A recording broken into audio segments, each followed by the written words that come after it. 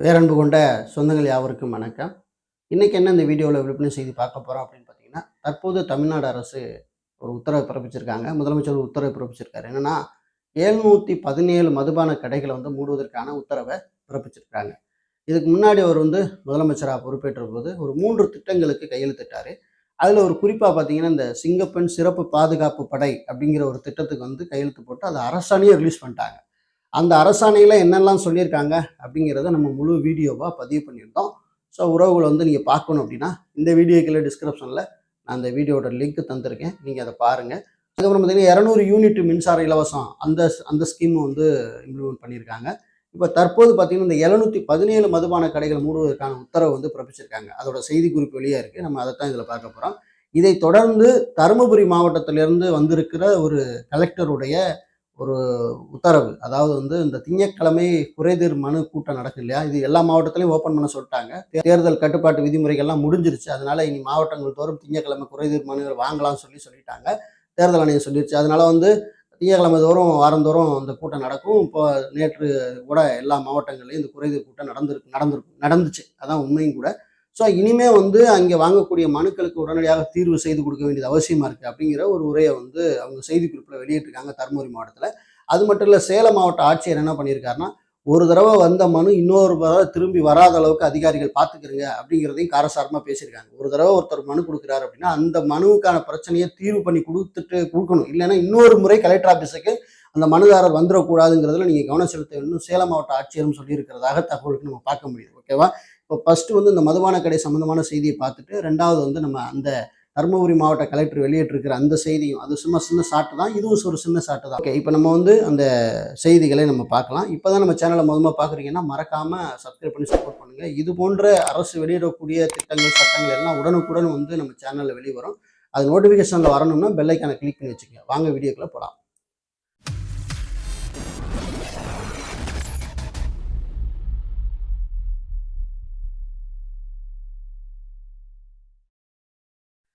செய்தி வெளியீட்டு எண் 7, நாள் பார்த்தீங்கன்னா 12/5/2026. செய்தி வெளியீடு அப்படின்னு பார்த்தீங்கன்னா, பொதுமக்கள் நலன் கருதி வழிபாட்டு தலங்கள், கல்வி நிறுவனங்கள் மற்றும் பேருந்து நிலையங்கள் அருகிலிருந்து 500 மீட்டர் வரை அமைந்துள்ள 717 மதுபான சில்லறை விற்பனை கடைகளை 2 வாரத்திற்குள் மூடுமாறு மாண்புமிகு தமிழ்நாடு முதலமைச்சர் திரு ஜோசப் விஜய் அவர்கள் உத்தரவிட்டிருக்கிறார். தமிழ்நாடு மாநில வாணிப கழகத்தால் 4765 மதுபான சில்லறை விற்பனை கடைகள் தற்போது நடத்தப்பட்டு வருகிறது. அதில் வழிபாட்டு தலங்கள், கல்வி நிறுவனங்கள் மற்றும் பேருந்து நிலையங்கள் அருகில் இருந்து 500 மீட்டர் வரை அமைந்துள்ள கடைகளை ஆய்வு செய்து கண்டறியுமாறு மாண்புமிகு தமிழ்நாடு முதலமைச்சர் திரு ஜோசப் விஜய் அவர்களால் உத்தரவிடப்பட்டிருக்கிறது. மேற்படி ஆக்கினைக்கு இணங்க இந்த 3 இனங்களில் 717 மதுபான சில்லறை விற்பனை கடைகள் செயல்பட்டு வருவதாக கண்டறியப்பட்டிருக்கிறது. பொதுமக்கள் நலனை கருத்தில் கொண்டு வழிபாட்டு தலங்கள் அருகில் உள்ள 776 கடைகள், கல்வி நிறுவன அருகில் உள்ள 186 கடைகள் மற்றும் பேருந்து நிலையங்கள் அருகில் இருக்கக்கூடிய 255 கடைகள் என மொத்தம் 717 மதுபான சில்லறை விற்பனை கடைகள் அடுத்த 2 வாரத்துக்கு மூடுமாறு மாண்புமிகு தமிழ்நாடு முதலமைச்சர் திரு ஜோசப் விஜய் அவர்கள் உத்தரவிட்டிருக்கிறதாக செய்திக்குறிப்பு வெளியாக இருக்கிறது. ஓகேவா? ஓகே, இப்போ சரி, ஓகே, இந்த 717 கவுண்டிங்குள்ள எங்கள் ஊர் கடையெல்லாம் வரலை அப்படின்னு நீங்கள் நினைப்பீங்க அப்படின்னா, வழிபாட்டு தலங்கள் இந்த மாதிரி பேருந்து நிலையம் கிட்டத்தட்ட 500 மீட்டருக்கு கடை உள்ளே இருக்குது. ஆனால் இந்த எடுக்கப்படுறது லிஸ்ட்டில் வரலை அப்படின்னா, நீங்கள் உடனடியாக தமிழக அரசுக்கு தகவல்களை தெரிவிக்க வேண்டியது அவசியமாக இருக்குது. பேருந்து நிலைய பக்கத்தில் இருக்கக்கூடிய கடையாக இருந்தாலும் சரி, அதே மாதிரி பக்கத்தில் பார்த்தீங்கன்னா வழிபாட்டு தலங்கள் பக்கத்தில் இருக்கக்கூடிய கடைகளாக இருந்தாலும் சரி, 500 மீட்டருக்கு உள்ளதான் இருக்குது அந்த கடை அப்படின்னா, உடனடியாக நீங்கள் ஒரு சிஎம் செல்லை நீங்கள் பயன்படுத்தலாம். அப்படி இல்லைன்னா முதலமைச்சருடைய அந்த அலுவலக அலைபேசி எண்ணை தொடர்பு கொண்டு நீங்கள் அலைபேசி நம்பர் வேணும் அதில் தரேன். அந்த தமிழ்நாடு அரசுடைய அந்த இணையதளம் தரேன். அதில் ஒவ்வொரு துறை சார்ந்த எண்களும் இருக்குது. நீங்கள் உடனடியாக முன்ன மாதிரி நீங்கள் நினைக்க தேவையில்லை. இப்போ ஆட்சி மாற்றம் நடந்திருக்கிறதுனால கண்டிப்பாக ஏதாவது ரெஸ்பான்ஸ் கிடைக்கும் அப்படின்னு நான் நினைக்கிறேன். அதனால் நீங்கள் அந்த முதலமைச்சருடைய அலுவலக எண்ணை தொடர்பு கொண்டு நீங்கள் உங்களுடைய குறைகளை நீங்கள் சொல்லும் பட்சத்தில் அது கூட ஏற்றுக்கொள்றதுக்கான வாய்ப்புகள் இருக்குது. ஒரு வாய்ப்பாக தான் நான் சொல்கிறேன். அதனால் உடனடியாக நீங்கள் தகவல் தெரிவிங்க. இன்னும் 2 வாரத்துக்குள்ள மூட சொல்லி தான் உத்தரவு போட்டிருக்காங்க. அதனால் 2 வாரத்துக்குள்ள மூடும்போது அந்த இல்லீகலாக நடக்கக்கூடிய மற்ற ஆய்வுகளில் வராத அந்த கடைகளையும் கூட மூடுவதற்கான வாய்ப்புகள் இருக்கும் அப்படிங்கிறதையும் நான் சொல்லிக்க விரும்புகிறேன். ஓகேவா? இப்போ 2வது கட்ட செய்தி என்னங்கிறத நம்ம பார்த்துடலாம். தருமபுரி மாவட்டத்தில் வெளியிடப்பட்ட ஒரு செய்தி, அதாவது குறைதீர் மனு. இன்னைக்கு நிறைய மக்களுடைய பிரச்சனையே இதுவாக தான் இருக்குது. அதாவது நம்ம மனு கொடுத்து நம்ம ஓஞ்சு போயிட்டோம், நம்மளுடைய மனுவுக்கு எந்த விதமான ரெஸ்பான்ஸுமே இல்லைங்கிற குற்றச்சாட்டு தான் இருக்கு. ஓகேவா? சரி, ஓகே. இப்போ நம்ம அதில் என்ன சொல்லியிருக்காங்க அப்படின்னு பார்க்கலாம். தருமபுரி மாவட்ட ஆட்சியர் அலுவலகத்தில் அதியன் கூடாரங்களில் நடைபெற்ற பொதுமக்கள் குறை தீர்க்கும் நாள் கூட்டத்தில் பொதுமக்களிடமிருந்து 276 கோரிக்கை மனுக்களை மாவட்ட ஆட்சியர் திரு ரே சதீஷ் ஐஏஎஸ் அவர்கள் இன்று பெற்றுக்கொண்டார். தருமபுரி மாவட்ட ஆட்சியர் அலுவலகத்தில் அதிபன் கூடாரங்களில் மக்கள் குறைதீர்க்கும் நாள் கூட்டம் மாவட்ட ஆட்சியர் திரு ரே சதீஷ் ஐஏஎஸ் அவர்கள் தலைமையில் 11/5/2026 அன்று நடைபெற்றது.